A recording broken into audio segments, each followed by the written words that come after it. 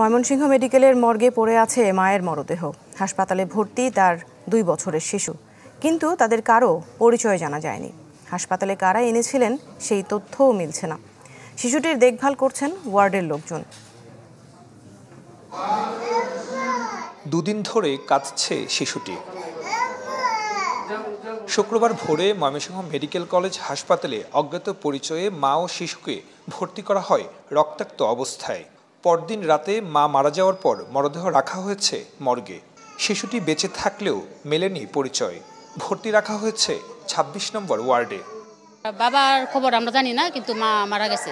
কিন্তু বাবাও শুনতেছি উড়া যে বাবাও মারা গেছে। ছেলেটা যখনই দেখতেছে কাউকে না কাউকে, তখনই তার কোলে গিয়ে কান্নাকাটি করছে। যে থাকে তারাই হচ্ছে দেখাশোনা করতেছে। এর মাঝে আমরা আছে, সিকিউরিটি আছে, নার্স আছে, ডাক্তার আছে, আয়া আছে, সুপার, সবাই মিলে আর কি দেখাশোনা হচ্ছে। চিকিৎসক বলছেন, শিশুটির মাথায় আঘাত থাকলেও বড় কোনো ঝুঁকি নেই।